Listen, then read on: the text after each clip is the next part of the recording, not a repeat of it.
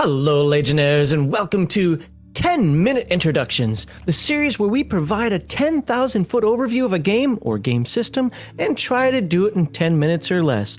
Oh, good luck and wish me luck today. Oh my god. Stay tuned until the end of this video for information regarding our 3,000 subscriber giveaway. Now let's just jump right into this. In this episode, I'm going to cover a game we recently covered on RPG Digest, Battlelords of the 23rd Century. And if you like Battlelords of the 23rd Century, or if you want to see more videos like this, please like, subscribe, and share. Unless you're playing at a convention or with experienced game master, Battlelords of the 23rd Century is not a game to jump into willy-nilly. The game is dense, a 540-page tome filled with the type of tactical crunch you expect from a military science fiction setting. However, there is a free quick start rules pamphlet if you just want to try to dip your toes into the game. As a Battlelord or wannabe Battlelord, you are the creme de la creme of armed mercenaries, corporate saboteurs, and guardians of the Alliance. Now let's get into character creation here. Boom. Oh yeah, Architilian. The first thing you'll do during character creation is determine your species. This is a science fiction game, so the various species are unique, interesting, and diverse, from blob creatures to tentacle-armed monsters to animals that walk on all fours, and various human-like and humanoid humans. Let's look at a couple of them right now. My favorite, the Scissorak. There we go. Yep, walking all fours, point and shoot weapon on the back there. And we'll look at one more because I have only 10 minutes. The Motsians. Yep, I told you they're goo creatures in the game. All right, let's go back to that. Now, next thing we're going to do is determine our 8 vital statistics.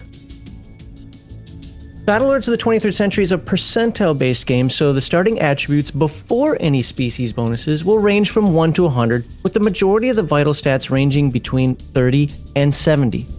After species bonus, this value can potentially be increased up to a maximum of 150 for certain species and certain attributes. Oh my god, yeah, the chart of how they tolerate and like each other. Isn't that great? From here, there are other character features to determine and write down based on the character's species. One important feature is the number of skill points the character starts with. Most species have 40 or 50 skill points at character creation, while humans have 90, as well as a human bonus to the character's starting maximum for each skill. Go humans! Scroll down here. Oh, let's go here. Yeah. Size comparison. Then there's the character's body point value. Depending on the character species, this value can range from a single body point up to 39 body points for the Ram Python character, who has a perfect roll and maximum constitution. Environmental condition rolls, or ECRs, are like the saving throws in other games and help the character resist biological, chemical, and other environmental conditions. Finally, each species has its own set of special abilities, from space magic to shape-changing to skill improvements and more. There are some optional tables to help further flesh out the character with bonuses, penalties, quirks, and general background to help you get started. But Battlelords is known for its crunch, its grit or injuries, and its slapstick humor. While 7th edition tones down the slapstick humor a bit, think of this humor as a response or a defense mechanism, a coping mechanism to cope with the danger involved in the game. All right, let's talk about skills. Every rank the character has in a skill provides a 5% bonus to the skill's chance of success, and every skill links back to one of the character's vital statistics. How it works is like this. Find the appropriate vital statistic and divide it by 2. If the vital stat is an 88, this base chance becomes a 44. Next, add 5% for each rank in the skill itself. If the skill is rank 3, add 15%. In this case, 44 plus 15 equals a 59% chance of success. Of course, this 59% chance can and probably will be modified by any number of situational modifiers. For you simulationists out there, or for those who generally like a lot of crunch in your role-playing games, you will be in heaven as you seek every tactical advantage the game has to offer. And spread throughout this book are more crunch rules and less crunch rules to fit your taste. Here we go. Although we understand the basics of skills, let's glance at combat. Combat starts with an initiative roll of 2d10 minus modifiers, where the lower the roll, the better. In Battlelords, a lower roll is always better than a higher roll, except when rolling damage. The number of actions the character has is determined by the character's agility, species, go Scissorak, and combat skill level. Depending on what the character attempts to do, some actions use up one action, some use half of the character's actions, and some use all of the character's actions for the round. Ranged combat is broken down into 8 range brackets. It's a nice simplified mechanic that affects all weapons equally. The only thing you need to know is the maximum range bracket for the weapon. There are a plethora of combat options I don't have time to get into here. Suffice it to say, if you want to try it, there is a mechanic for it. Scroll down, I want to show that. Battlelords uses a hit location system. Roll the appropriate die, usually a d6 or d8, and compare it to the chart. It is possible to roll a successful attack and through what is called bumping to end up missing the target nonetheless, or actually scoring a better hit. Critical injuries are a very prevalent part of the game, but never fear, there is space magic in the game. As long as your head is still holding onto your brain and there's a Zenragel healer nearby, there's a chance to regrow your body. Or just get some cybernetics, that's always cool, right? I'm gonna move on to armor. Arguably, oh, that isn't armor. Hey, where's my armor? Oh, you know what? We're just gonna look at a picture. Arguably, armor is the most important item in the game. Armor is such a deep topic with so many variables that all I can say is you need to read up on it. If I try to talk about it here with this limited time, I will generate more confusion than clarity. It is a sci-fi game, so armor can include many, many components.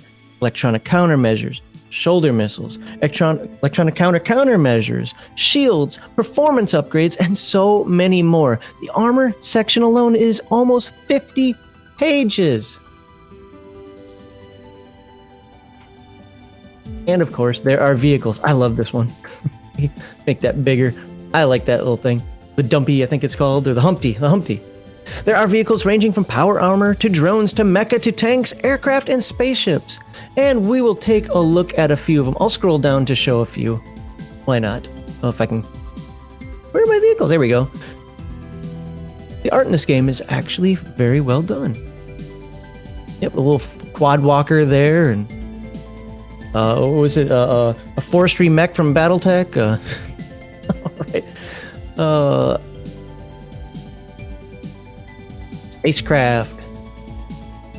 Battlelords puts much more effort into ground combat than space combat. This is actually the first edition of the game to include space combat rules. With that said, spaceship combat in Battlelords is both simple and meaningful. It's an excellent addition to the game. Oh yes, the Space Magic 375, there we go.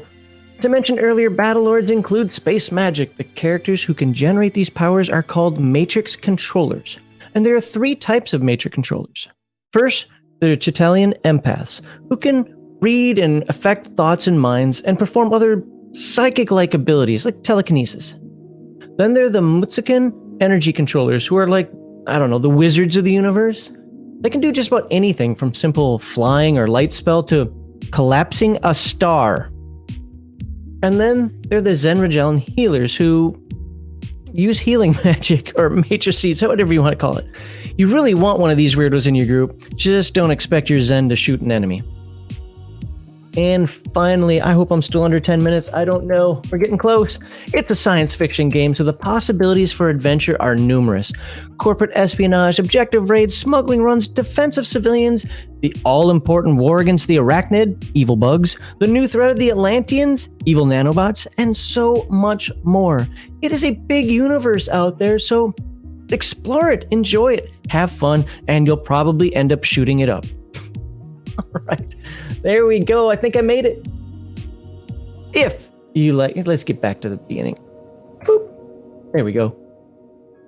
If you like this video, please like, subscribe, and share. Spread the word to your friends, family, loved ones, the hobo down the street. And join Legion of Myth on RPG Digest livestream every Sunday at 1 p.m. on YouTube. We have 3 segments. The first segment is fundamentals, overview, and read-throughs of games and game systems.